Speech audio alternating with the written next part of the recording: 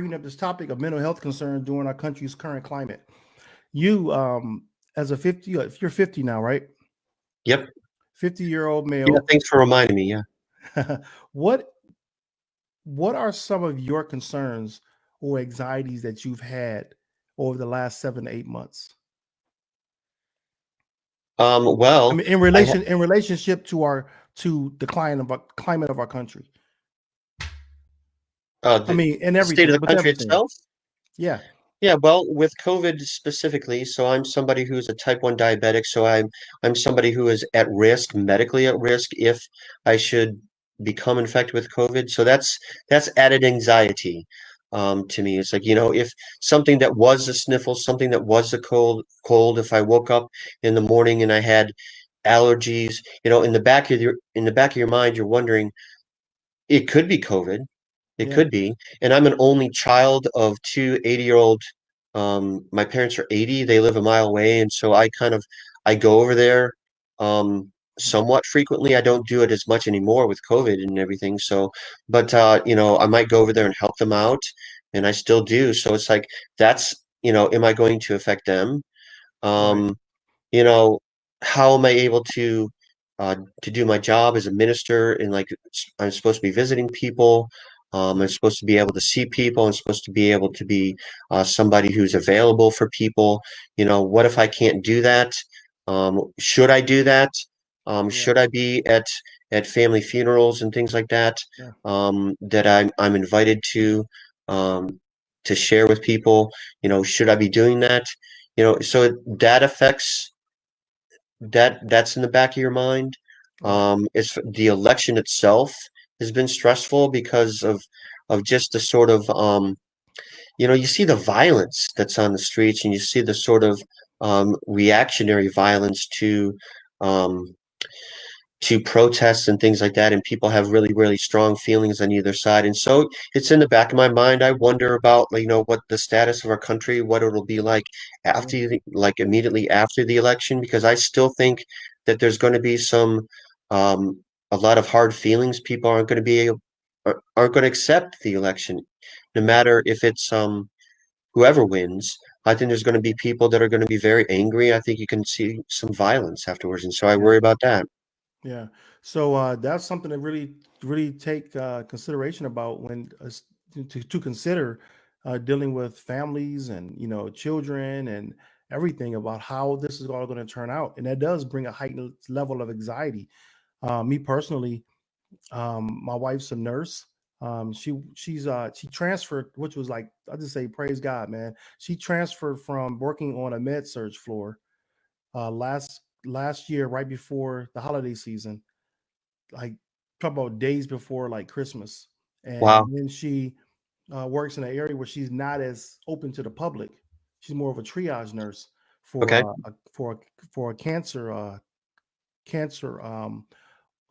hospital in Texas here, but her concerns are that she comes home every day. She still interacts with people. She's had coworkers with COVID. She's had patients with COVID. Oh, wow. And so, although she's not always direct contact, but some of her coworkers she's been in contact with. So it's like she's worried about bringing it home. So she's thankful that I work from home. We're both not out being exposed, but her level of concern is there because the type of personality that I have, I greet people on the street, hey, how you doing? Or see a neighbor, and she's like, LaMarr, you're standing too close. She's like really concerned. And Wow. now we've been going to a chiropractor who's a wellness doctor, and we've been building our immune system up since like July, maybe before July, we start really doing this. And the thing about it is that I go into the wellness center, and there's a concern for me sometimes because some days there's more people in the office than other days, Yeah. and everyone doesn't think about wearing a mask. And from what I understand, that the better your immune system is, the better you are to fight it. It's Yes. like any other virus. You can fight it by building up your immune system. So that's what we've been doing. But I wear my mask all the time in there. If I'm in a corner by myself, I'll take it off. But the it's the uncomfortability part, because some people are like, well, I've already built myself up to where I'm not as a risk, like some people are, Yeah. and you can't make people here in Texas wear a mask. And Yeah. so we've traveled a couple of times, by plane, and it's like Really? we put Okay. my wife she has this thing called her COVID calendar. We start our COVID calendar, and so it's like a 14-day countdown. And we were like, well, how you feeling? No, I'm feeling fine. I'm feeling, I feel something coming on, and we'll load up on our meds, not meds, but Okay. on our supplements, our vitamins, our vitamin D3s and colloidal silver and oregano oil and vitamin C. We're Wow. loading up. Okay. But the only reason why I keep going to this wellness center is because I've seen the results. Hmm. I've seen the results in my body. I've seen where I felt like something was coming on to me, like some type of illness, and I've loaded up, and in less than a day, it's gone. I mean, I've seen it just like disappear. And Well, that's good. so, yeah, so I've been doing that. So anyway, I think that there's a level of anxiety there that we have to cope with. mhm. And so that's why I like the fact that we have these 3 young ladies on that's going to talk to us today about how are we going to navigate through life during our current climate of COVID, racism, protesting, politics, and the fear of possibly losing your job. Yeah. Any last Yeah. thing before we bring them on? I would just like to add that like one thing that's affected me is missing out on things. Um, you know, and Oh so, yeah, my son graduated high school. We missed out on a lot of things this right. past year, as far as our family and celebrations and you know, there was just a lot of things that we had planned that we missed out on, and so Yeah, that's sad. And yeah, I know I I'm not agree. alone in that. There's a lot of people in the same circumstance, which helps. But Yeah, you just miss that. You just miss that, and yeah, you're kind of sad for the kids, um, yeah. and for what they're dealing with too. So Yeah. I mean, I've had 2 grandbabies in the last 2 months, and I can't even see them. I haven't can't even even been able see to see them. them Yeah, yet. see, And not that I can't. I mean, I could go travel to see them, but because we're in different states, but it's your urgency to get there, to be there when the baby's delivered, like I had in the past with my other grandbabies. I didn't have that opportunity this time, because you're only allowed one person even in the hospital. That's the yep, spouse. yep. So those things are on our mind too. So I'm going to bring up our guests. We have first here, I'm bringing up Lisa McCraney, and Good then I morning, have Lisa. Good morning, good morning, everyone. Lisa. How are you? Doing great. How you doing today? I'm sleepy, but I'm here. I'm good. That's great. That's great. We would never have known you were sleepy if you didn't mention it. And we're going to bring up Miss Rosie Chapman. How you doing, Rosie? Good morning. I am fabulous. How are you? Doing great. Doing Morning, great. Doing Rosie. great. Good morning. Doing great. And then we have here Briana Fair. How you doing, Briana? I'm good. Happy to be That's here. awesome. That's awesome. That's awesome. Glad Thank to you for have you on joining here. us, Brianna. Good morning, everyone. So we didn't do like sometimes we'll get like a little highlight of each guest. We're kind of rushing through this morning. I think me and Darren both started our prep late this morning, but Mm. we're here and we're going to do it. But for you, Miss McCraney, what are some of the highlights? First of all, what organization are you with? And can you give us a little brief introduction of yourself and your field of work? Yes. So my name is Lisa McCraney. I am born and raised and still live and work in Akron, Ohio. I do have some clients in Cleveland as well, and I do groups. Well, pre-COVID, I did some groups in Canton, Ohio as well. Some of that slowed down since our COVID climate. I am the founder and executive director of Healing Hearts Counseling and Consultation Services, and I'm also the founder and executive director of Lisa Speaks Too. So I wear one hat of counselor, motivational speaker, things like that, but I deliver it in different ways. And so mental health counseling is what I do, groups, workshops, individual marriage counseling, you name it. If it has to do with mental and emotional wellness, I'm probably going to at least join the conversation a little bit. Oh, awesome. Awesome. And let me see, Miss Rosie. The same Yes. thing with you.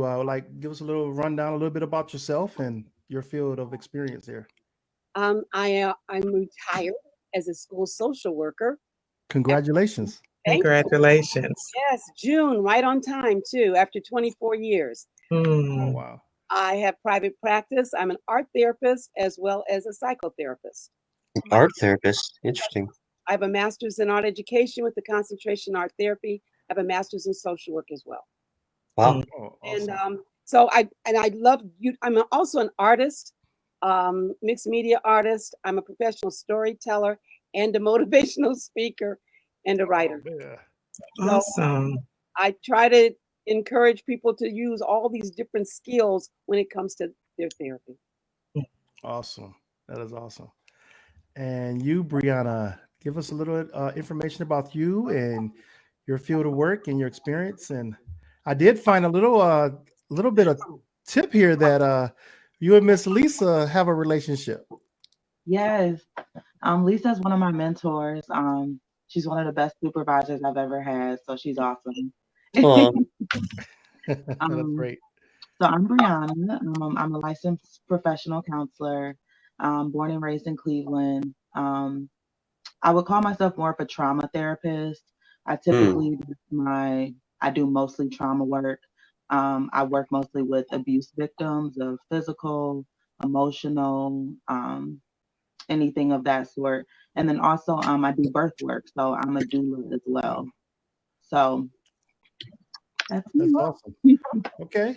I'm going to get into it. We have a couple of questions here, and I'm not daring lead these. These are I'm trying to find out which one it was. Yeah, here we go. So, um, what inspired all of you to get into mental health work? Was it something that you always had in mind? Was it something that happened in life and experience that drove you into this field? I don't think I don't know that I've always had it in mind, although I do believe I've always done it. So I've always been the person that everyone says, I'm the go-to person. Even as a young girl, as a teenager, I was the person that people could confide in and talk to. Mm. I actually went to college, and my initial major was radio, television production, because I thought I wanted to do what you all are doing. I wanted to kind of come alongside with Miss Oprah, she could pass it all down to me and all of that. I knew that there was something about the uniqueness of my voice. I knew that there was a calling to use it. In the early years of my life, I thought that meant being on television and on the radio. It's interesting how God brings all that back around. But realistically, my major gift is to help people and to come alongside people who are hurting. There's a personal story. I think most of us who are in this field have some kind of something that we've lived through and we've survived through. A lot of us tend to want to counsel and speak from a place that we may have needed in the back in time or when have you. I know that I needed help, but because I was a good girl, I got good grades, I was quiet, I stayed out the way. Nobody ever asked me what was going on the inside of me. So I had a lot of inside secrets and a lot of inside conversations. But because I was a good girl who stayed out the way, nobody ever asked me. So Wow. Okay. Okay. How about you, Miss Rosie? My background, well, my undergrad degree is in English, major in English, minor in theater. So I wanted to be a drama queen, but that didn't happen. I am a drama queen. I taught high school for a year. I taught junior high for a year and hated it. I said, maybe I'm not meant to be a teacher. So I went into sales for 12 years, hated it. Got a job with the state working in a maximum security facility for juvenile delinquent boys. They were adjudicated, which meant they were on their way, through the pipeline, eventually to prison. 18-year-olds. We were not allowed. I was like a security guard, almost like a guard. We were not allowed to talk to them about their problems. They had group once a week. Social worker would talk to them twice a week, rather. And sometimes if they had problems every day, but nobody was allowed to talk to them about their problems. After doing that for 4 years, I decided, I think I need to do something to help kids with their mental problems because these kids were not being addressed. Their issues were not being addressed. So that's why I went back. That's why I went back and got my master's. So I went to be a therapist. And so, yeah, and that's how I got to where I was. And then because I had some trauma during that job, I was attacked and thrown down a flight of stairs. Oh, wow. And yes, and so I went through PTSD. Oh my gosh. I know exactly what PTSD is. So I was able to help other people with their PTSD and that sort of thing. But during that time, I started making dolls and started selling dolls and designing dolls. But anyway, after so many years of doing dolls, I started thinking this was my therapy. This was my therapy. And then 8 years ago, I got my master's in art therapy. Right. I got a question about the job you had working with the youth, with the young boys. Can you explain, because of the lack of attention that you can give them to talk about their issues, because of that lack of communication, what have you seen? How have that caused a problem moving forward for them as young men? Because I mean, I think I understand I mean, not that I've been through that, but I can see the problem that will come from that. But can you explain that from a professional standpoint, without having that communication as they develop into men? What problems did that cause? What would happen is from the facility where we would evaluate them. That's what our job was supposed to be: evaluate them and on through the system. So this was just a temporary facility. And from there, they would say, okay, now should they go to a maximum facility or a minimum facility after this? And we're like, they need help right now. Yeah. What would happen is if they went to a minimum security facility, they still were not getting the mental help that they needed. They would be there for maybe a year. They would get out. They would come back because they were never helped initially. And so what would happen is they would recidivism is what they called it. Yeah. They kept coming back. So they never were cured. They were never treated. And then eventually they ended up in prison, or they ended up getting shot because they robbed somebody or whatever. Yeah. So that's what the result was of them not getting the mental health treatment when they should have, when they were a young age. Yeah. Right. And I've had the argument with people who say that they'll look at a child who's disruptive and they'll say that's a bad kid. And or you'll see a person who's has a life of crime. That's an evil person. He was going down the wrong path. But we never look back to why they got to that place. What put them there? What was going on in their life to put them there? And I just think it goes so much deeper than just what they're presently doing. It started from someplace. And that's true. And see, another thing that people didn't understand was that most of the children, I mean, they never left the facility when they were in there. They came in, the dentist came in, they had school in the facility. A lot of them were special ed. So a lot of them had problems reading and writing and doing math. And that was the bottom line, that they didn't understand how to deal with just the basic education. And so from there, they did become disruptive. They did start acting out because they didn't understand and nobody addressed that. And it still happens. It still happens. Oh, yeah, definitely. I really, truly believe that. We want to give Briana time to talk. So Briana, what inspired you to do what you do today? I was blessed to know what I wanted to do at a young age. I'm a survivor of abuse, and I would say about 12, 13, I had like severe depression and anxiety, and I was very much suicidal. That's where all my problems began.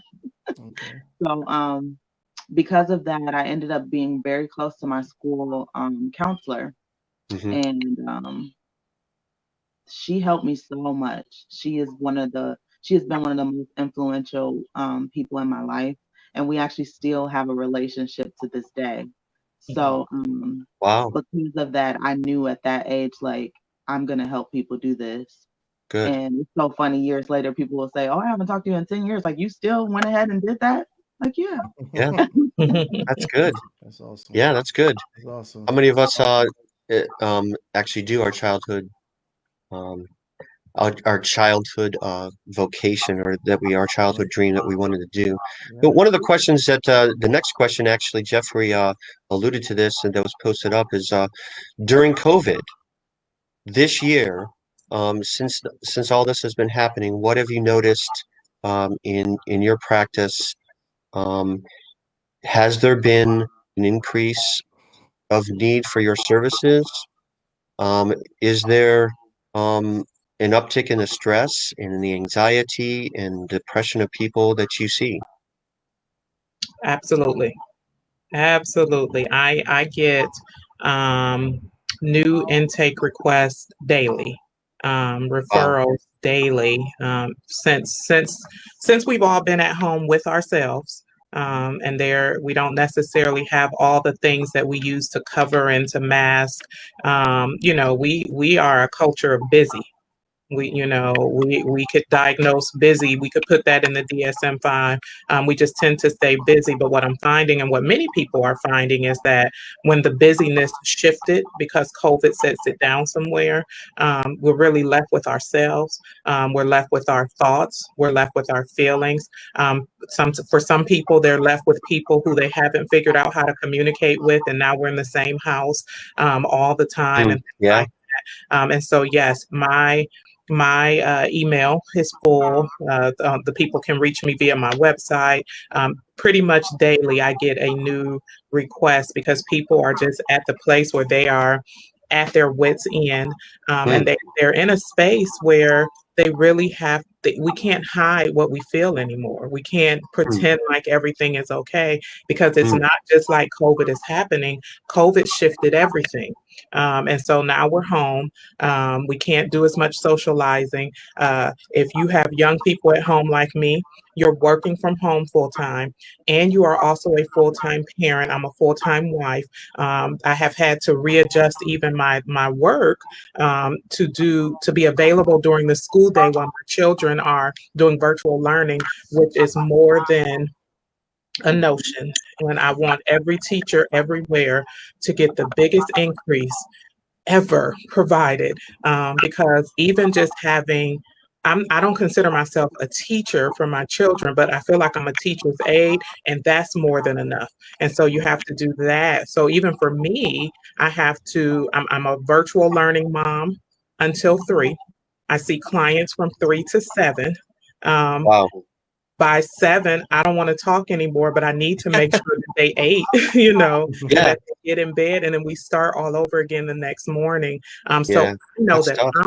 I'm stressed out, Yeah. and I'm not the only one who has to live life in that in this new bubble, So right? you've had logistical challenges in your practice of caring for people because now you Absolutely. have to do it like we're doing it now, through FaceTime or Yes. other means Yes. online, right? Yes, and for me, I've had to shorten my hours. And so I used to be available all day, and now I go 4 days a week, 3 through 7, right? Okay. Most Right. people have shifted with me, but I do have a handful of clients that just do not like this virtual stuff. Yeah. Yeah. And so they're not willing to take the shift. And so I want to say about 10 clients that are holding COVID out, like they're waiting, you know, Wow. to Yeah. see when they can come back face to face because they just don't like this, and this is tiring. Like there is a such thing, a word that I've heard called, what is it? Zoom fatigue, COVID, whatever. Zoom fatigues. Yeah. Yeah. Listen, I'm so tired of the computer. I don't know what to do with myself. Yeah. I I just, agree. by the end of Well, the day, I want to sit it on the porch, like, and yeah, we just, appreciate you being on the computer today for us though. Thank yes. you. So, Pretty much. Yeah. Anybody else have a comment about that? Yeah, I do think things have gotten really bad because of the COVID. The anxiety has increased, mhm, depression has increased. People are not touching each other. I'm a hugger. That bothers me that I can't hug people. mhm, So we're looking at people are having issues because there's a lack of contact, physical or otherwise. And a lot of people don't understand, the reason why you have to wear masks, the reason why you have to keep social distance. They don't get it. But right now we're in a pandemic. And so people are angry because of all the restrictions. A lot of anger. Yeah. Mm. yeah. Yeah. I can see that. Yeah, how do you deal with the anger with your clients? Just with patience or? I'm angry too. Yes, Okay. ma'am. Yes, ma'am. You. And so I give them, what happens to me when I go into a store and somebody's near me and I lash out at them. So, my solution or my recommendation to them, I suggest that they not go to the store if they're angry, that they keep their social distance, but walk away instead of lashing out. But now you Okay. have people shooting each other. You have people shooting people. You have people driving recklessly on the highway and having more road rage. Hmm. I don't know what to tell you about that. Yeah. But Mm. otherwise, I tell people don't go to the store if you're having anger issues. Yeah. Don't be around a lot of people if that's what sets you off. Right. You Wow. had a comment, Brianna? I saw your hand go up. Yeah, I believe that this really showed the lack of communication across the board in families, in Huh. work systems, just everything, because um, you can tell that things are very chaotic Yeah. everywhere. No one was necessarily prepared. And then to make matters worse, it was like no one was able to just be assertive about their needs. There's a lot Mm. of aggression, there's a lot of passive aggressive. Mhm. Also, I believe that a lack of respect for people's beliefs and precautions and Yeah. how they feel they should deal with COVID for them and their family. And Right. I think that sucks. I think that allow people to do what they think is best for their family without judgment, Mhm. and Oh. you just Hmm. I assert agree. your own needs. If you need something from your family or from your job or from whomever, communicate that. But outside of that, whatever someone is doing to keep them, their self and their family safe, allow them to do that without judgment. I Hmm. agree. So have you had to deal with your clients' family dynamics more than you would have previous to this? Um, Because they are at home more and they have to deal with these sort of um these relationships that might be dysfunctional. I would say yes and no. Okay. Definitely for my children, for sure. Mhm. But like married couples, for sure, So, biggest thing we've been working on is communication, hmm, Yeah. hmm. because everyone's so stressed right now that if you don't communicate, the divide is just gonna get greater and greater. Mhm. And that's Mm. not what we want. We don't want you to get a divorce because of COVID. Right, Right. It right. Right. doesn't have to Right. be that way. Mhm. And there's this Yeah. assumption that people just know what we want and that people just know what we need. And that was pre-COVID. That's just in general. Hmm. My undergrad is in communication, and that's one of the things that we don't do very well, although we think Yeah. we can. We all have the ability to communicate. We all know how to talk. We all know how to give nonverbal communications in terms of eye rolls, gas, all those things. But to actually have a conversation that says, I need this from you, or I did not like when this happened, or this isn't working for me, or I need a break. Like in my house, my kids know what overwhelmed means because I have anxiety, and I share with Mhm. them that one of the traits of anxiety for me is that sometimes the noise level, even from you just being a child, is making my brain go, right? So we utilize that language so that they don't feel like they're in trouble because my anxiety is high, You're right. Right. right? And That's good. so Yeah. we have a communication, and I'm trying to give them what I didn't have, growing up, that, Mhm. uh, you know, we just had to, whatever you were feeling, you just put it to the side, Hmm. do what was said, how it was said, and that was the end of that conversation. And so across the board, I don't know that people have necessarily even been taught how to advocate for themselves, speak for what they need, say what you want, not apologize for it, say no. And even for me, it's something that I've had to learn how to do. On my computer here are sticky notes. On my desk in my office, sticky notes. I write myself notes. One of my notes on my desk is, nice girls say no, because I Yeah. got to remind myself that it's okay to say no, because saying yes when I should have said no also increases my anxiety. Yeah. Lisa, I think one of the things that I think we need to push more now is family Hmm. therapy. Yes. Therapy, because people are always looking at that one child, that one person in the family that Hmm. see a therapist. Mm-hmm. Right. Now with all of us being at home together, ongoing, days at a time, weeks at a time, months at a time now, Mm-hmm. there needs to be some family therapy so you can learn how to communicate. Mm-hmm. They've never done it. So, you say communicate. Well, they don't know how to do that. They've never done it before. Right. Right. Right. That's where the You know, family therapy would come in. I found that in our family, when COVID started to happen, our schedules changed immensely, like right away. Like my wife was home all the time for a couple of weeks.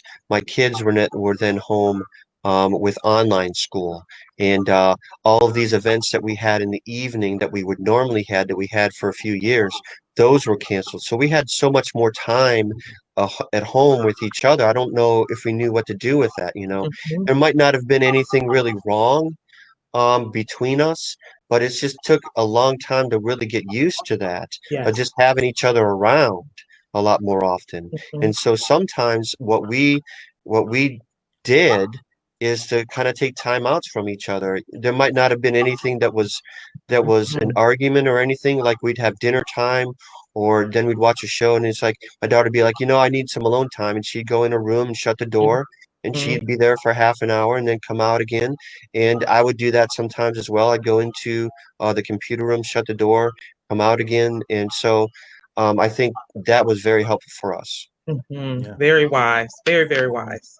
One of the things that we did as a family back when COVID started, because our family is spread out over the country, we started you said people are Zoom fatigue. I see that happening, but we started a family Zoom meeting every Sunday morning at like 8 a.m. our time, 9 a.m. Eastern time, Mm-hmm. same time as this show actually. And the point was to go an hour just to catch up on everyone, how they were doing, because some people were still working, some weren't. And I was inviting random friends and family and just people I haven't heard from in a while. And we just start praying each other through these issues.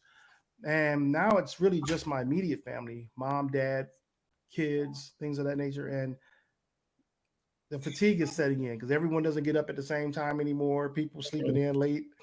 My wife is like, 1 hour, I'm done. Mm-hmm. Let's go.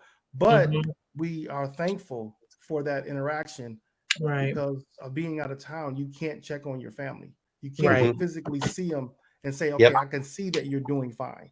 As a Right. parent, it's easy to talk. I mean, for a child rather, to get on the phone, call your mom, hey mom, I'm fine. But a parent want to see that you're fine. We can Mm-hmm. look at you and tell if things are okay or not. And so that's been really great for us as a family. And moving forward, we're trying to decrease the amount of time on Zoom. But Mm-hmm. then, like your profession, most of us are on Zoom, like even at my job during the Yeah. day. Yes. Me and Darren have to meet on Zoom. If we don't have an office, we go to a meet. Mm-hmm. So What's it? it's become part of my life almost. So I'm trying to manage that, to shut it down after a certain amount of time Yeah. in the evening, and then just try to leave it alone. But then it's like my life Yeah. is wrapped around my computer. Zoom fatigue is for real. I'm pretty fortunate that I do not have to be on Zoom for a long time, but I remember I had a training session that was like for 6 hours one day, and then I had some meetings later on, and I was like, wow, I am so tired of sitting here in front of this laptop. It was just like, Yeah. um, so what are some of your advices for families um in this different circumstances? I mean, we mentioned communication, we mentioned being assertive about what you need. Um, what are some things? Talk more about that if you can. My family tried to do the Zoom meetings, and we did that like 3 times, and we didn't like it. Like, this isn't working for us. Mm-hmm. So the women in my family, the men can join too, but we came up, the sisters and my nieces came up with another idea. We do Zoom line dancing. Mm-hmm. Tuesday and Thursday nights. That's our family. That's our get together time. We're not talking about no issues, no problems. We are dancing. So one person has to come up with the dances for that week and find something on Okay. YouTube. And we dance together. I love it. We've been doing it now for about 4 months. It's amazing. I lost That weight. is great. I love it. That's I awesome. like that. That's good. Do something fun. Do something Yeah. you can laugh about later. That's good. Yes, something you've never done before. Get moving as you talk on the phone. Yeah. And that's Mhm. another form of your therapy. You're doing your Yeah. own. Right. That It way. is. Right. I agree. Make it fun. I have gone to Zoom baby showers, birthday parties. Done We that. did I went to a Zoom cooking tutorial where we all cooked at our own house, with a live teacher, which was very interesting because everybody's bringing their pot up to the to the camera and then coming back. But it was really fun. And the Mhm. thing is, when you talk about advice, the reality is that you got to look at what you have control over, and COVID is not one of those things. And so we have to take that off the table, and then we got to look at, what do I have control over? How can I make this work? Our Hmm. 7-year-old is a family dinner guy. Like, literally, we used to just kind of eat on the go, but every day he'd say, "Are we going to eat as a family?" Now we eat Oh, as a family, right? Yeah, that's Some of my awesome. sorority sisters and I, we, not all the time, but there have been times where we've just done parking lot meetups, right? And everybody's Yeah, we've trunk is had up that. and we're waving and we're talking, and those kinds of things. What can you do within your bandwidth?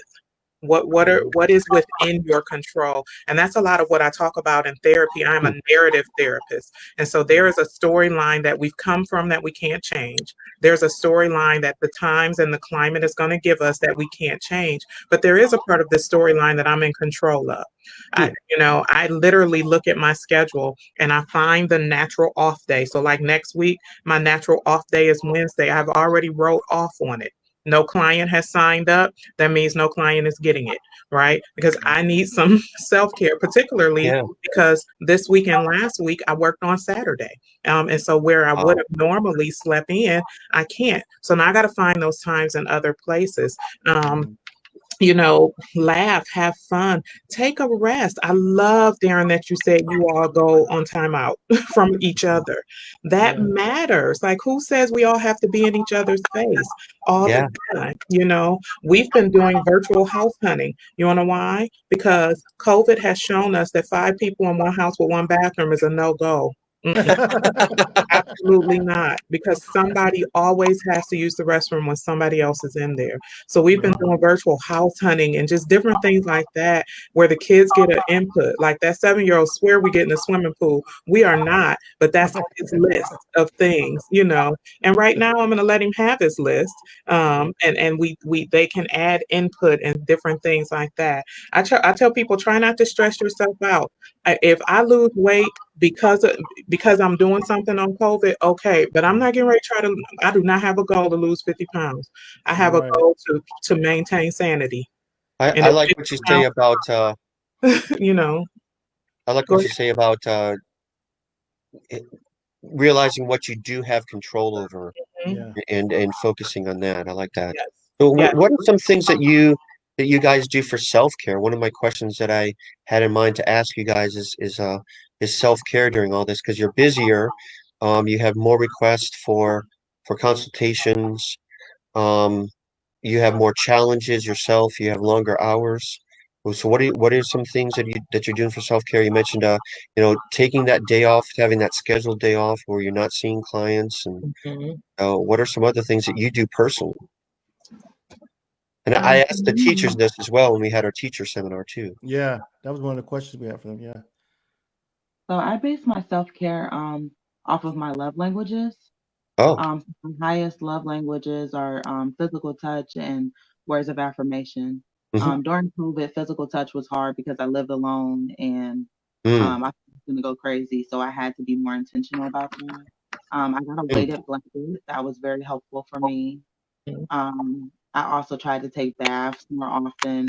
I have like massagers and anything like warm, cuddly stuff like that is good for me. That's for real. And Mhm. then also for the words of affirmation, actually I got really creative. I save things because I love stuff like that. So I went and found like cards and stuff, like old birthday cards that people had like wrote nice messages for me in there because I needed it. Like Well, we're that's good. working all day helping people and I'm pouring out of my cup, but I need something to pour back into me. But I live alone, so who's gonna do this? Mhm. And then purposely on days that I had like my longest days, I would reach out to my best friend and I would let her know, like, can we talk on this day? Like, I'm gonna need Mhm. That's some good. time. Yeah. because she's So one of the that people actually who like told me schedule a about time to it. talk with somebody, Mm-hmm. Yeah. talk That's with a good. friend. Yeah, Yep. that's good. Mhm. I like what you say about the love languages. I don't know if everyone's aware of that or if the three of you probably are, but the people Mm-hmm. out there listening to this, Yeah. if you ever, it's by Chapman. It's a book that 5 love languages. Mm-hmm. that's pretty revealing about yourself, at Oh least yeah. um, Yeah. helpful, helpful for couples, helpful for even for your own self. Even if you're Mm-hmm. single, you live alone. Just realizing, hey, I like words of affirmation, or like I like people. This is what makes me feel good. This is what makes me feel loved. And just knowing Mm-hmm. that you can Mm-hmm. communicate to people, to your significant other, what it is that makes you feel loved. So that's very good. Yeah. I like that. Yeah. I might use that for myself, like for my own self-care and my love language. So. One of the things Yeah. that I do, I tell you, I'm an artist. One of the things I do a lot of art, fab art. I take online classes off of Facebook. There's some wonderful classes out there right now. Every week you do a new art project. One thing that I do for myself as well is I'm also a professional photographer.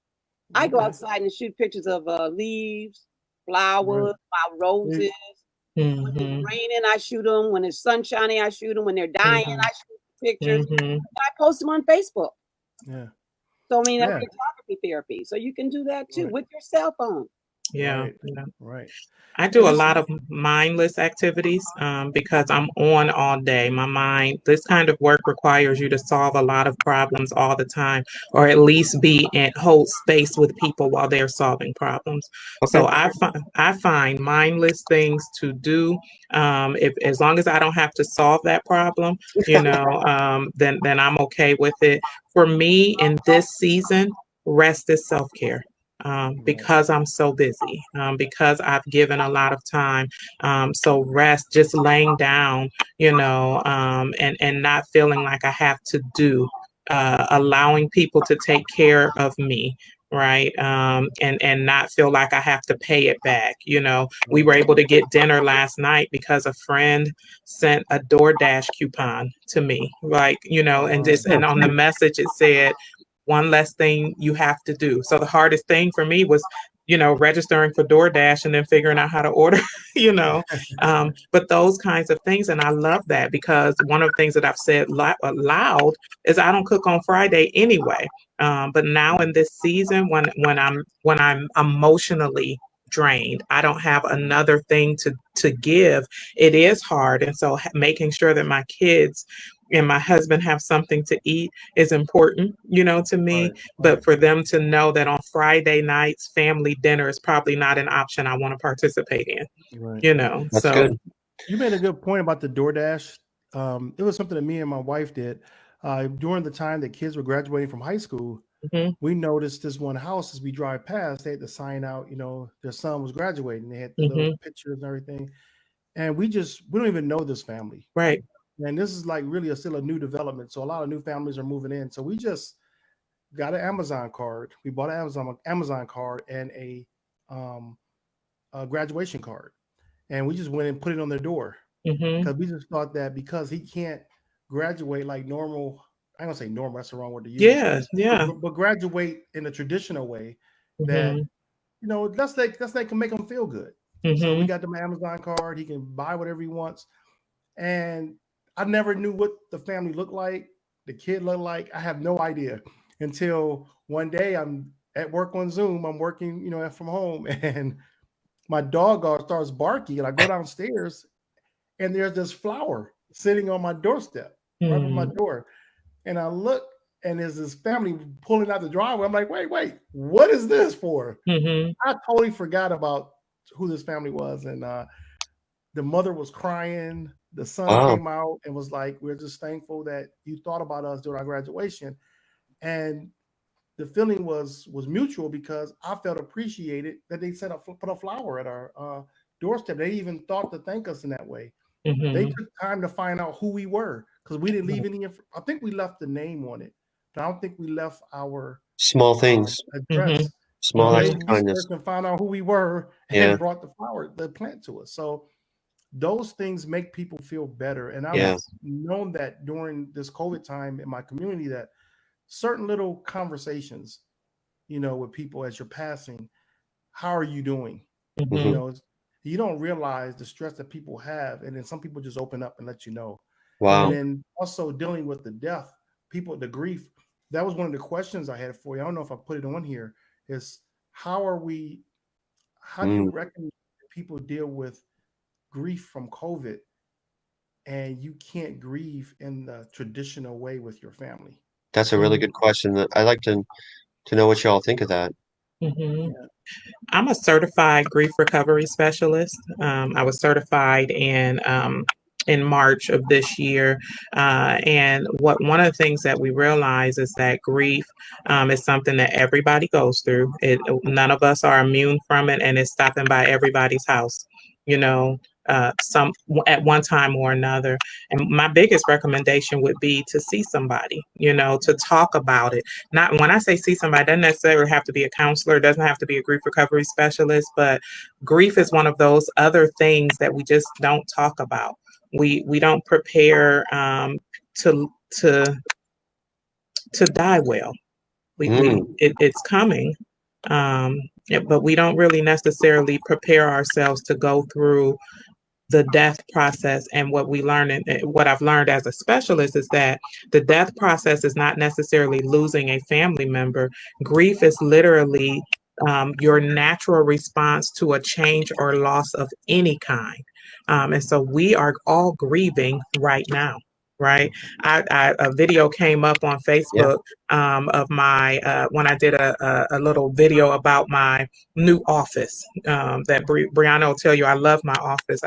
I take so much time. I went on Facebook Marketplace and intentionally designed my office piece by piece. I miss my office so much. So, and the video came up yesterday of when I did the little grand opening. I had a grief moment, like, gosh, I just want to go sit in it just because I miss it. But my thing is being able to talk about it. So I reshared that video and just kind of put it out there, because I know for sure that what I'm feeling, other people are experiencing. And so I don't try to act like I have it all together. Literally, y'all, I miss my office.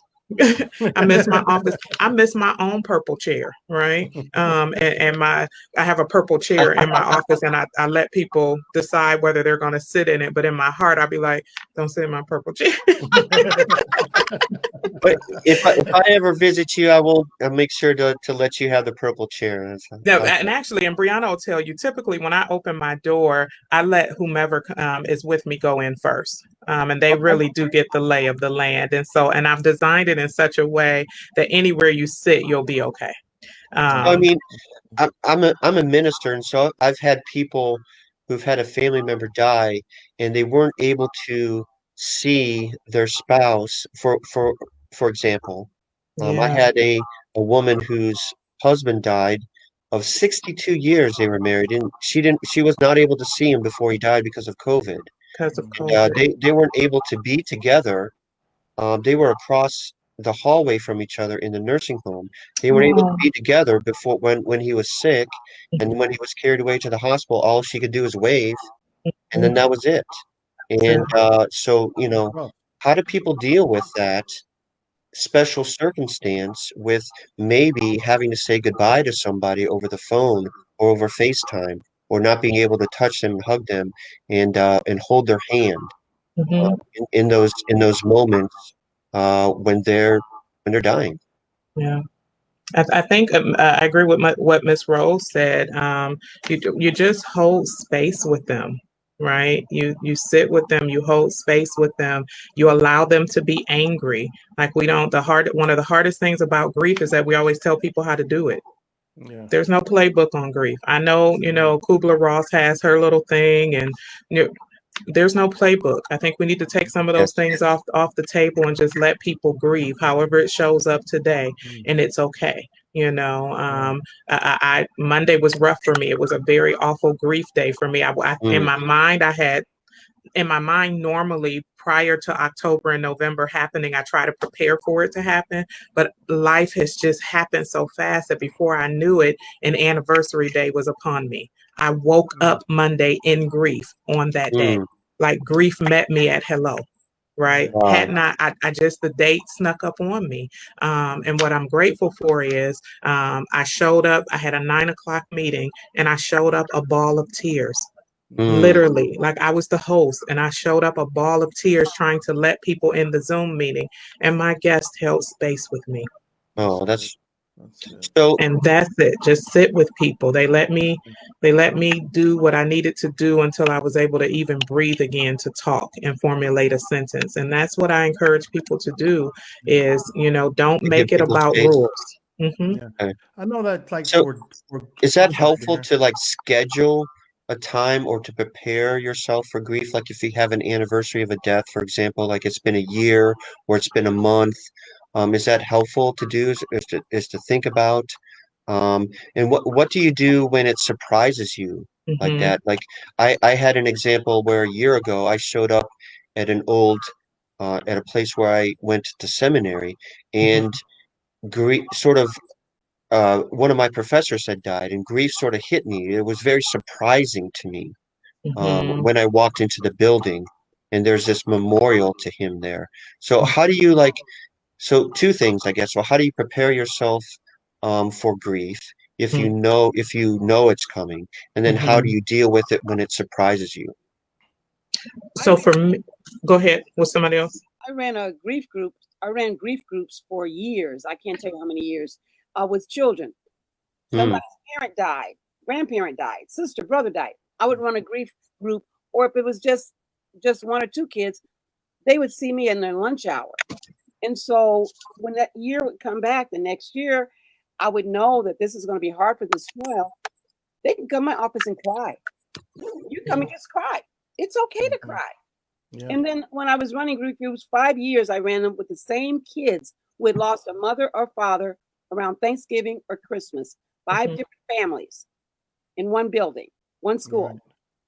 Um, it was so funny because after probably the fifth year, my father died Hmm. during Christmas. I went back to work. The kids say, Miss Chapman, how was your Christmas? I said, my father died. They Hmm. said, we understand. We will sit with you and not talk. Wow.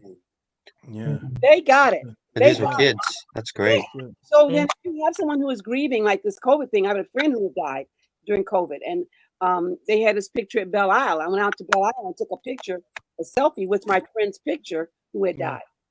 Anyway, Okay. with these kids or with anybody, you just tell them you can be alone and grieve. You don't have to be Yeah. with someone else. You grieve, like Right. you said, in your own way. Everybody grieves differently. One of the Right. things that I've noticed during COVID is that people aren't able to attend funeral services. And so that usually for me is helps me in my grieving process if I have a friend or a family member that dies, and then all of a sudden, now you have funerals where you only want immediate family members there, which is understandable. So it's Hmm. like Yeah. there's been funeral services that I've missed and that helps me in the process of grieving that person. So Right. um I'm missing that.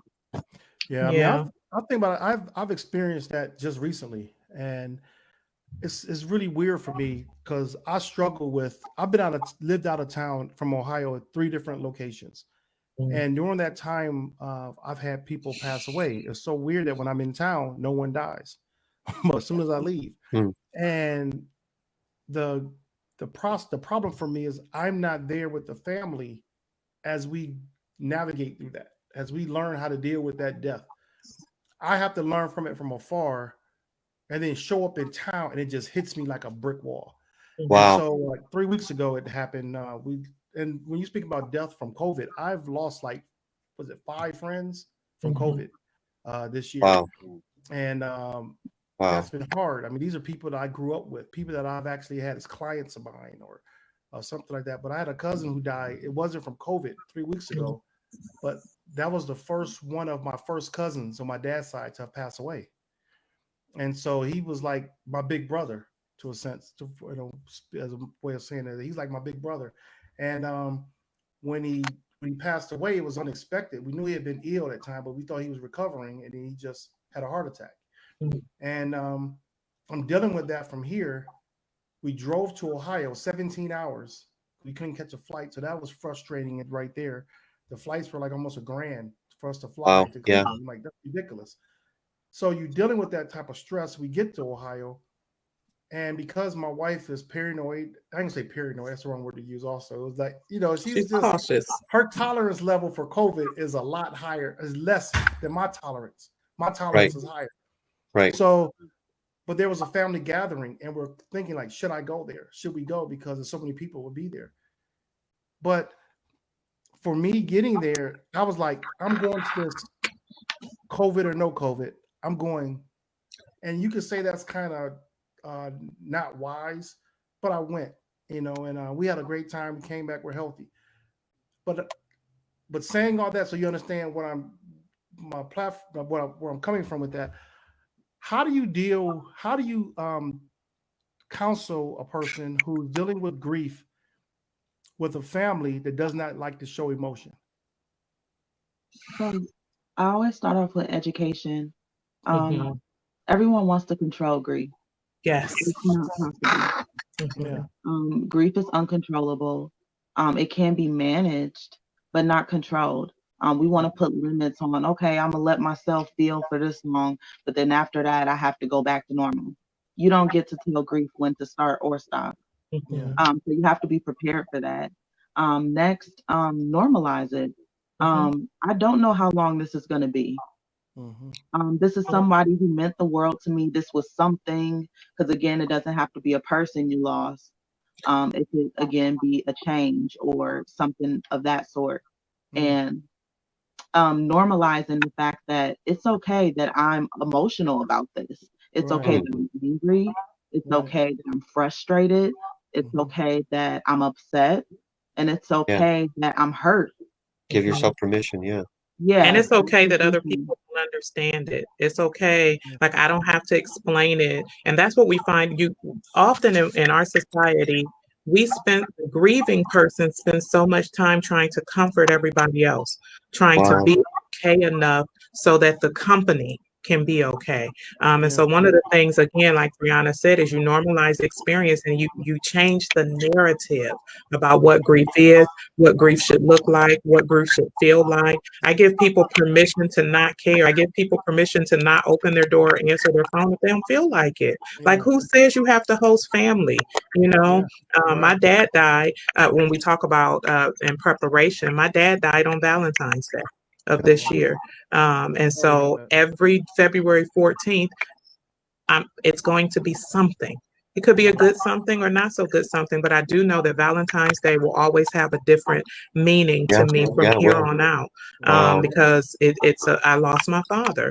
November 7th is the anniversary of a miscarriage for me.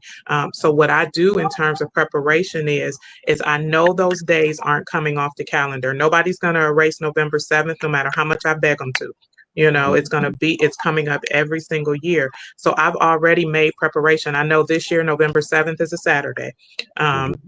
We don't hide that I may or may not be okay on November 7th in my household, right? I plan for the good, but I leave room for the not so good. There are days that I've gotten up in November 7th with the most beautiful day ever. And there are days that I've gotten up and I woke up with literal tears rolling down my face. And so we make arrangements for that. I make arrangements to allow myself to be able to hold space with people. And I make arrangements for the moment that I cannot hold space anymore. And I teach people that it's okay to set that narrative up for yourself, because grief sometimes is lonely, but grief all the time is personal. It's intimate, it's private, and then I get an opportunity to allow people in or out as I'm able to handle it. And I think that's important, is if we can share with people that, again, grief is coming.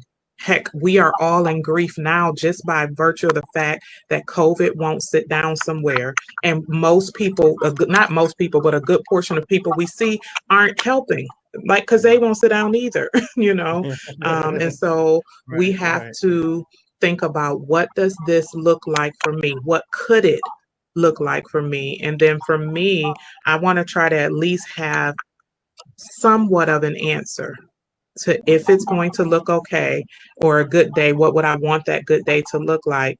And if it turns out that it's not a good day, what resources do I have to help me make it? Because literally when I get to November 7th, no matter what, the only thing I want it to be is November 9th. Right. I get Right? it. You help me Because I out. lost on November 7th. I had surgery on the 8th. So I literally just want to skip to the 9th. You made a good point when you were talking about basically grief doesn't have boundaries. Mhm. Like you can't control grief for someone else. Right. That helps me. You saying that gives me a different mindset because I'm just that upbeat, motivated person.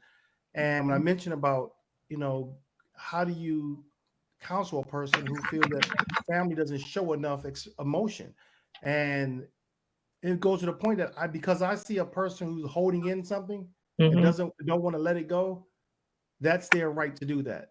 I shouldn't influence them to let it go or give me a hug or let's talk about it because that's what I would do.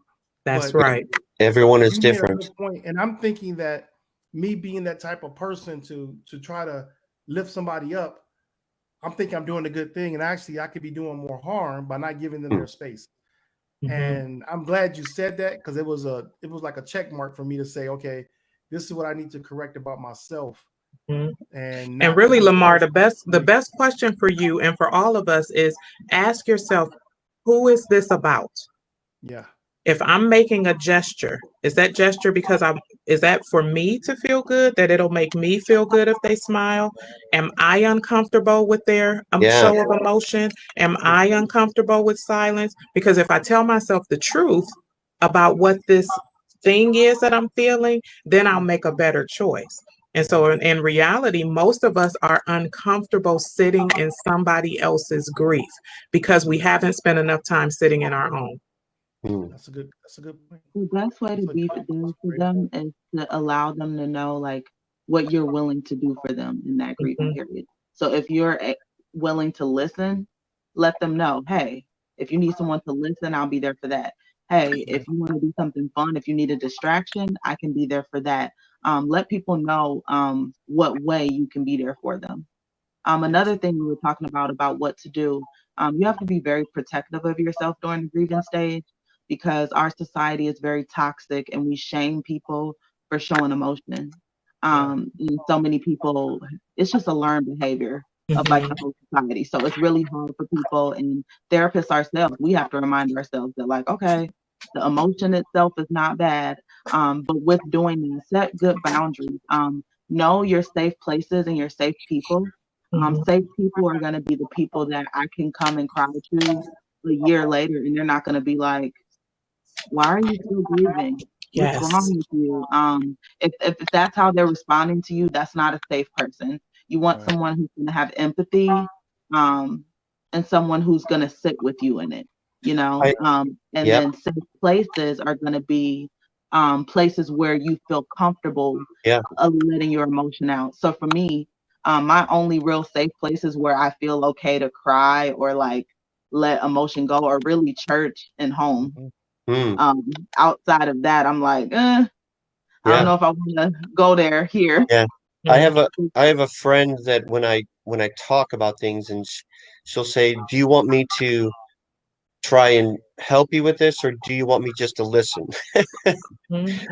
Are you just venting, or do you want me to actually give advice? So I find that very, very helpful. Yeah. Oh, yeah. That helps in marriage too. Right? Being able to go to my husband and say, I just need to talk right now. I just need to talk. Yeah. This is a not fixed situation. Because if I don't tell him I don't need him to fix it, he's coming with solutions. Yeah. And being able to say, babe, I'm about to purge right now, and all I need are your ears. Yep. Right? Or babe, this is happening and I need this, and this, because it allows him and his humanity to take a break as well. Like if I don't tell him don't fix it, his manhood is gonna fix it. Right. So that's a problem we have. Men are we more have that typical to try and fix things, right? Yeah, that's our mentality. LaMarr knows that. Yeah, that's how we are. And I get in that argument with my wife regularly because as she's telling me, I'm already thinking about fixing it. Yeah. And that's the way we are. Don't take my advice on it. She Right. said, I didn't ask you for it. I didn't want you to But listen. think about what you just said. You're already I thinking did. about fixing it, which means you I'm not stopped listening. listening to her. Yep. Exactly. I totally I agree. wanted to go back I'm gonna what switch a little bit for a second because I want to ask the question Yeah. to get off COVID a little bit. Okay. And it's this question here. A patient is suffering severe anxiety because of the possibility of future civil unrest. With the climate of our political climate right now, you hear rumors of, armed people at polls. You hear that there's going to be a possible civil war. You hear that all the tension that people are having right now. How can a person move forward in coping with that? Because, like, again, we can't control what other people do, but what do we place ourselves mentally to be able to just basically live? Because these are possible realities for us. How do we get through that? I think this is where I would follow what Lisa said. Really examining what's in your control and what's out of it. Again, the safe people in the safe places. Actually knowing that you feel emotionally secure in your relationship with people, so that you can either maybe discuss some of these things to vent, or really have genuine conversation that create change. So that's what I think of when I think of that. But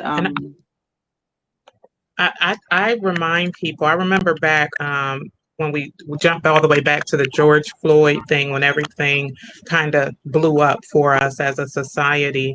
And one of the things that I've encouraged people is to find what you're able to do. Like I knew I wasn't going to the protest. That's not me. And so I'm not going to go, but I am a person that will hold space with you if you need to just be angry without having to tell you to settle your mood down or what have you. So, have you had people need to do that, or just oh, to absolutely.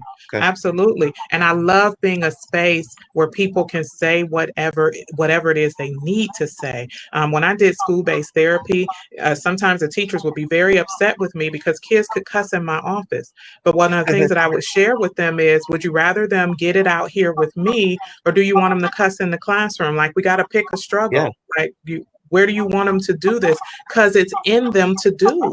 And we'll work on changing that narrative later. But if he can't cuss here, where it's safe, and he can get it out of his system and then come back to your classroom, right? So I allow people to just be whatever they show up as.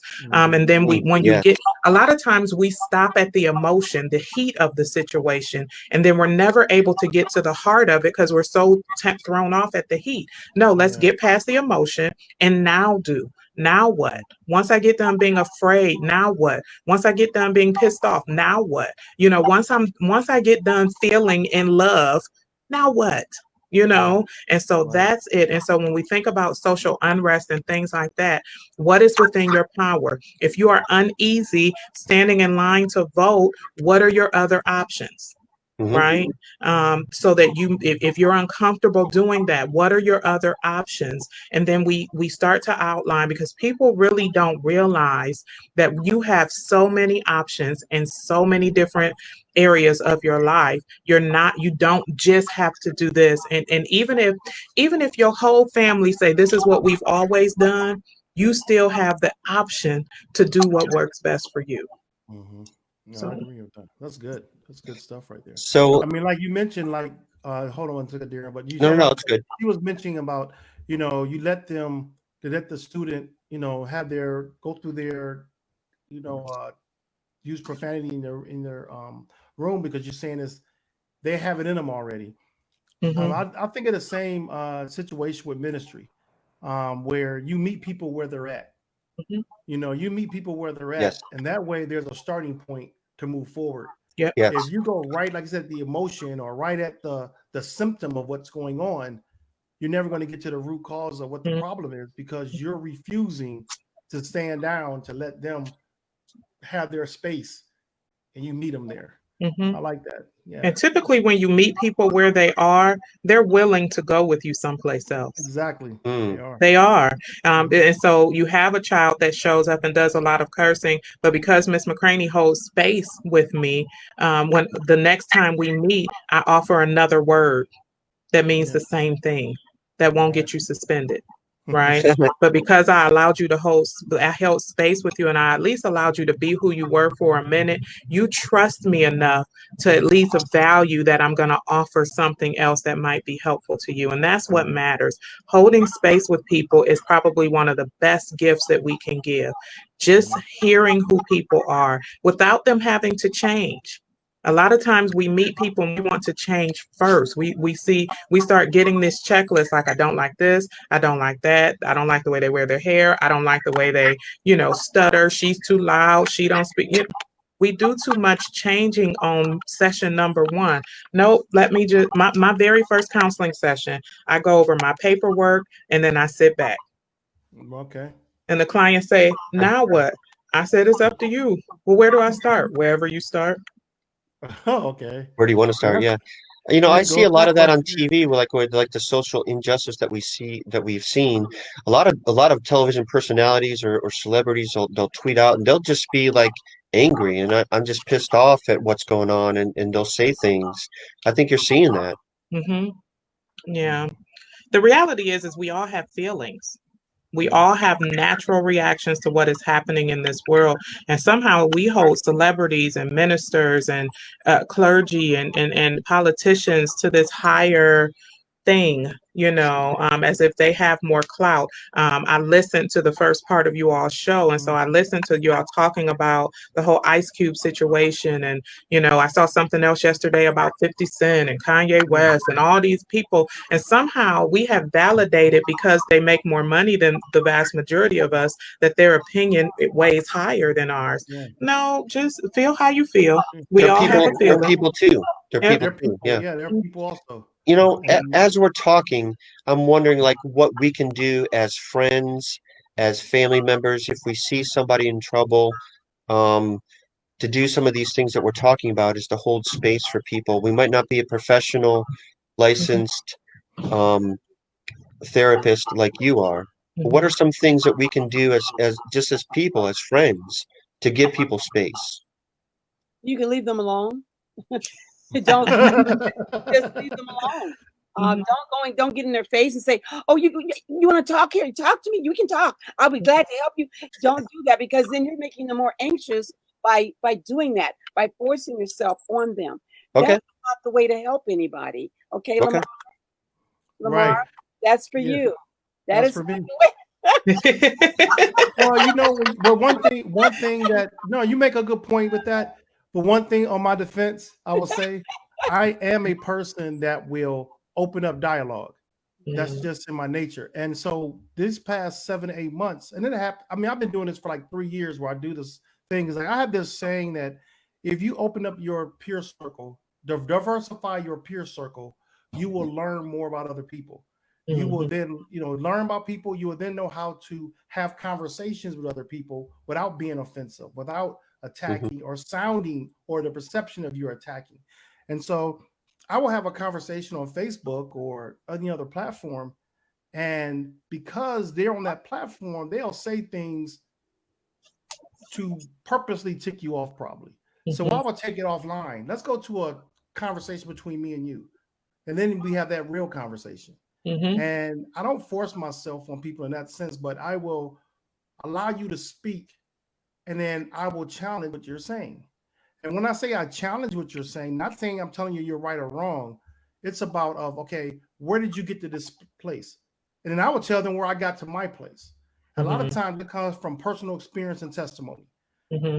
My personal experience outweighs any stats that people are going to put out there because my truth is my truth. And I respect another person's truth the same way.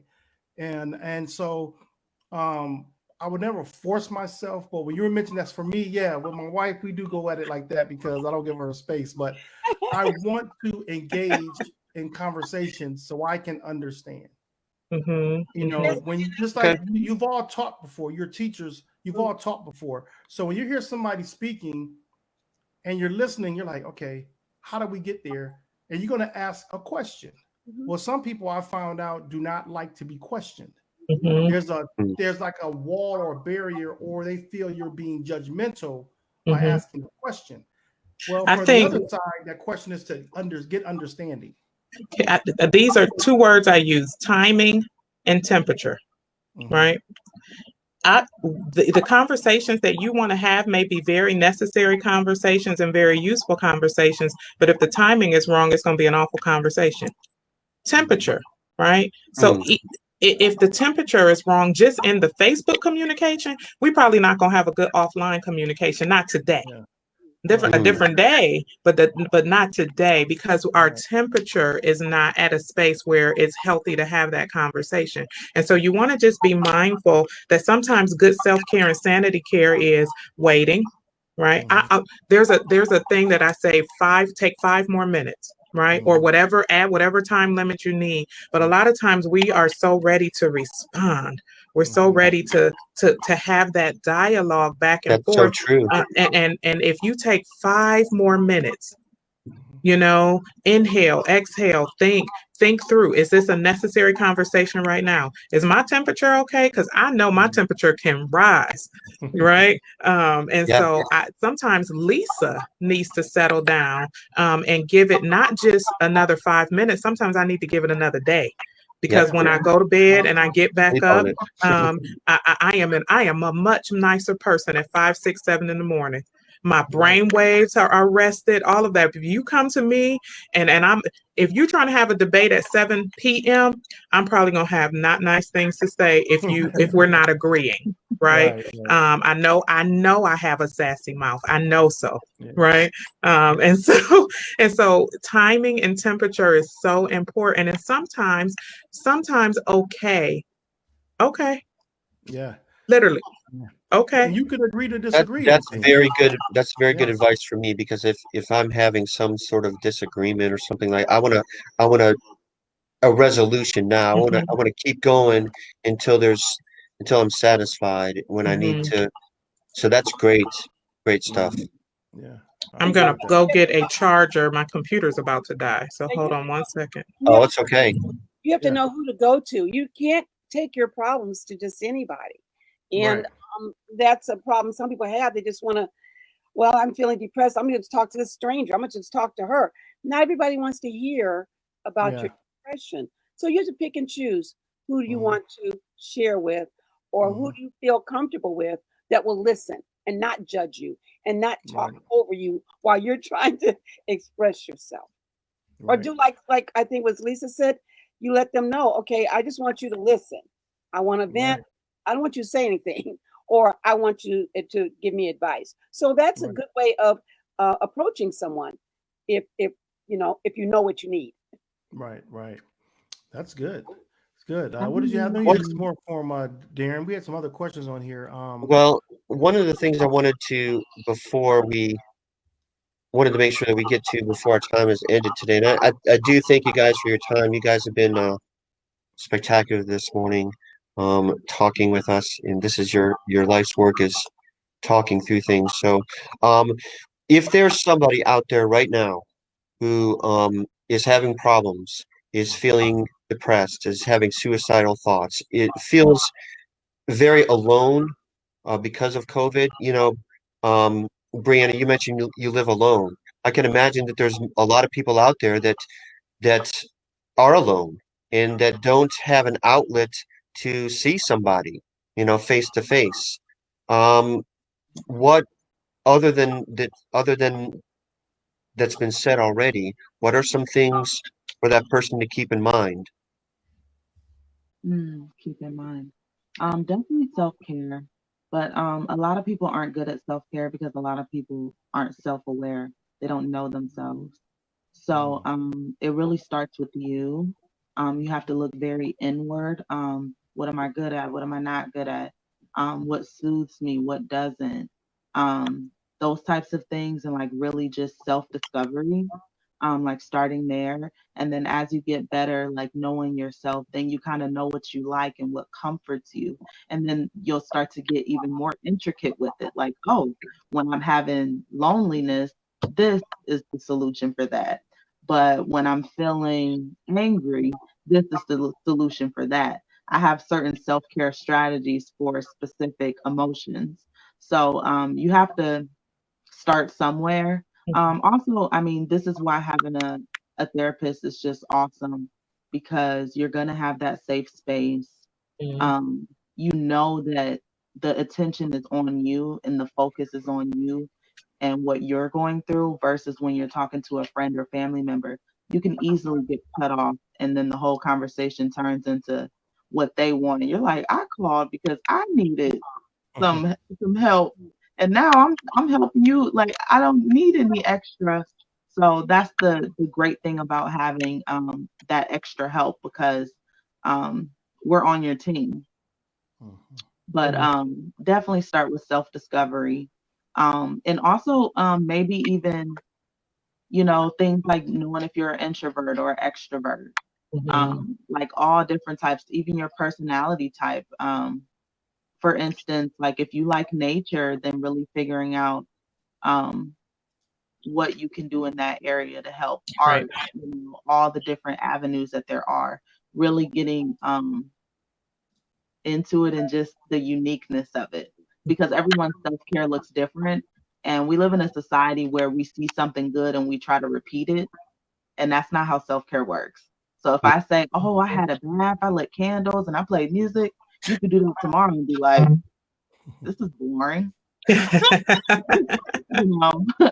A lot of the times we just hear something and it sounds good, and someone talks it up so much that we're like, oh, that's going to be amazing. And it's like, is it? Do you really know you? For you, yeah, exactly.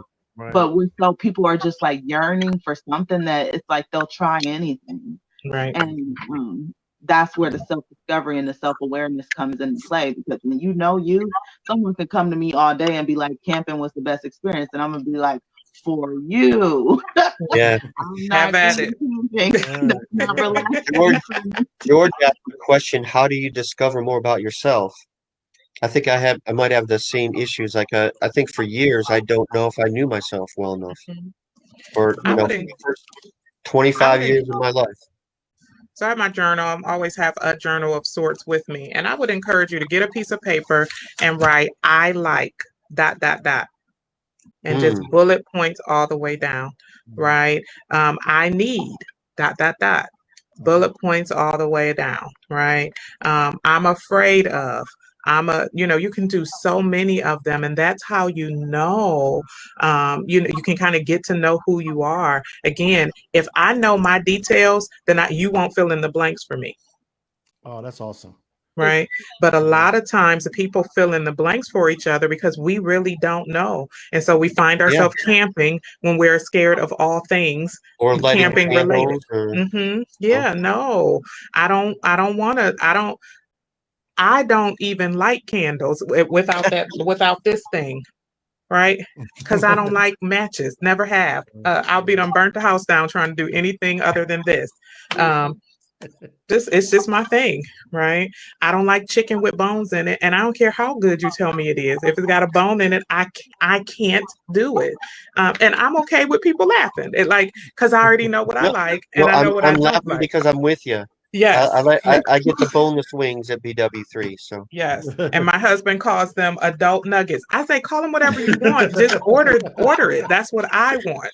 I'm the opposite of that. I would, well, not really the fish with bones, because I went through that period of time where I didn't eat bones either in fish. But when you're saying about the camping, for instance, I did that with students. I used to teach high school students with music. So I partnered up with a program out of Pittsburgh, and we did a program where I took 10 students and they took 10 students to Yellowstone National Park. We will fly them out there.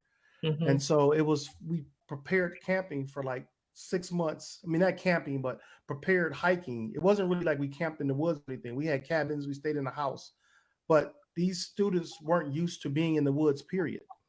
What do you do of using the bathroom and you have to use the bathroom outside? Those type of things. Do you know how to be quiet? Is it relaxing for people like that? If it's uncomfortable more than it is a break for them. Well, what it is also is that people have not experienced enough things to know if they like it or not.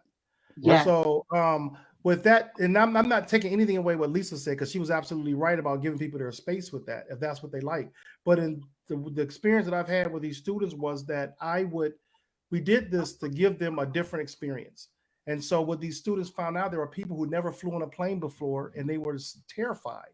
Mhm. They had 6 months really to try to build their confidence and self-esteem to get on this plane. Some students did it very well. Others, I just had to hold their hand for a 2-hour flight. Then there was the experience of being in the woods. That was a different experience for some people, especially young ladies who had to understand of taking toilet paper in their backpack. You had to have a roll. If you didn't have that roll, you would have to go borrow from someone, and people get stingy with their toilet paper in the woods. Okay. So they don't want to spare a thing square. After that experience, I saw nothing but positive results. Right. Because I saw how these students were able to, their lives changed from school to careers, to where one student was just rebellious in everything, to where now she's in school to be a lawyer. Right. It's like, I think the only thing that we would say as clinicians is, yes, I agree that experience is a great teacher, and there's a certain level of life you just kind of have to go through to even bump into some things to see whether you do or don't like it. But I think once people get through some level of experience and they say they don't like it, take it at their word. Yeah. Right? Yeah. So, I mean, I'm the type of person that I'll try something once, and if I don't like it, then I know I don't like it. I know I don't like lima beans, so no matter how pretty people make them, you don't like lima beans, like I'll and eat green it. beans, I'll eat peas, but I don't Brussels sprouts, but I just don't like lima beans. So. I got a phobia of mushrooms just because I fell in a patch of mushrooms when I was 5. See, there you go. I can really, Wow. I literally, it was so, I was playing football in the backyard, and it was wet, and I slid. I was running, and I fell, and I just slid across the grass, and it was all mushrooms. They were like all up on me, and I just freaked out. So this year, it was weird, man. I posted on Facebook this year. It's like last month. I had these mushrooms growing in my backyard, and I went outside and put these little home remedies I found online to kill mushrooms. Well, when I got out there, they was like, you pull them up. So I had these tools to pull them up, and the tools wouldn't pull them up right. So I had this bag. I had to go literally with my hand, grab this mushroom, and my dog was looking at me like, what's the problem? Grab the mushroom. So I started grabbing them and putting them in the bag. It was like 8 of them out there. And it was like, that was a struggle for you. Yeah. It was literally, I never knew I had a phobia like that. But after that, it kind of helped me because I had to do it since then. And it's not as bad. But that first time was the first time I literally touched a mushroom in my entire, since that episode when I was 5. I won't even eat mushrooms unless I take them off a pizza, I'll flick them. But give them to my wife. But really, I'm serious. It's like, it's that bad. It's that bad. What is that called? What kind of phobia is that? Is there I call it mushroom phobia. Okay. Well, it's got to be a technical term for it. Yeah. Really, I don't even want you to have it on my plate. I don't even want it on my plate. I get you. But I've gotten better. Well, we want to thank everyone for their time. We're up against our hour. Thank you so much. You guys have been you've done overtime. Thank you so much. This was such a good and useful conversation. And thank you so much for being here and being our guest here on The Bottom Line. Bless you all. Bless you all in your work. And thank you so much again. Thank you for having us. Before they leave, we got to get at least 15 seconds each one. What is your bottom line when it comes down to mental health, starting with Lisa? My bottom line is pick a counselor and find somebody to talk to. And particularly for the African American community, you can have a therapist and Jesus. Go ahead, Ms. Rosie. I think that's also an issue with Black people. We as a people, we don't believe in therapy. Therapy is good. Therapy is good for you. There are some good Black therapists out there that understand where you're coming from. And so if you feel like you need a therapist, look for one. They're out there. Briana? Value yourself enough to make mental health a priority. Great. Awesome. Want to thank Thank you, and I you. would love to have you all on again one day. This would be Yeah. awesome. Thank Just you. give me a call. This was awesome. Yeah. Thank you Okay. both. Thank you Thank all. you so much. Thank you, Have everybody. a Bye. great, Nice have a meeting great you guys. rest of your morning. Bye-bye. Bye. Mhm. Where's that removed? Oh, I was removed. Okay. Oh man, Darren, that was awesome, man. Good show, brother. Man, I got some self-check today, man, on my personality and my character, man, on how I engage with people. It was kind of lightweight, like trying to get this off here. It was kind of lightweight. I got my toes stepped on a little bit, man. You got your toast up. Oh, don't feel. So you feel No, I don't feel bad. you feel It's great. called out or something, or No, it was what I needed to hear, because some things, like, you know about yourself and you know that you're meaning well with your approach, yeah. but you're not considering the other person and how you approach them. Oh, that's a very common issue that people have, and more so with men, is that we want to come in and fix things, right? And so that's just something that a lot of people have to learn. You know, I think that this was a great show. You talked in the front of the show about taking care of your health. Yeah. I guess my bottom line is to sort of take care of our mental health as well. That's Mm. something that we don't put alongside evenly with our health. Yeah. Am I even here? Evenly with our health is we think, okay, our physical health, we feel fine, but um, what about our mental health as well? That's something that we also need to hold hand in hand with our physical health. And then, a lot of people say, I think by this point in the 20th century, we're over the sort of um, the idea that, dealing with mental health is a weakness, or if you have problems in these issues, that it's a weakness. I hope we're over that. I mean, somebody said, you could have Jesus and a therapist. Yes, definitely you can. You could have Jesus and somebody who can help you. Yeah, you're absolutely right, man.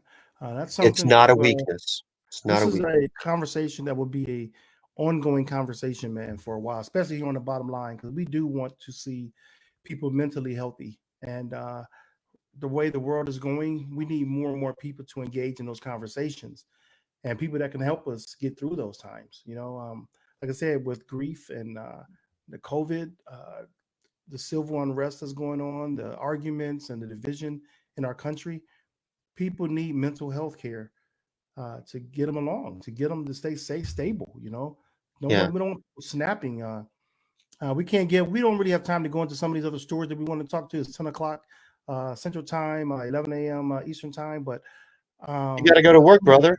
yeah, man, I got to go into the office today. So let me get a roll on. But I want to thank you again, man, for meeting with me this morning. And we're doing this show. I love it.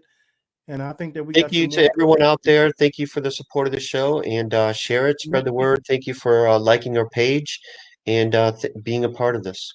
What do we have coming up next week? You had a topic for us next So week. next week, we are having some performing artists, musical artists, artists of different kinds, who during this COVID crisis have not been able to do what they do for a living, and they've had some struggles, and we want to bring awareness to what has not been terribly advertised or terribly reported. We talk about sports and people missing out on sports. We don't hear about other types of things which draw people together. And one of those things is live music, live performance, be it theater, things of those kinds. So we have some people that are going to join us and talk about that. Great, man. Look forward to it. So until then, see you next week on the bottom line, man. All right. Peace, everyone. Be good to yourselves. Bye-bye. Bye.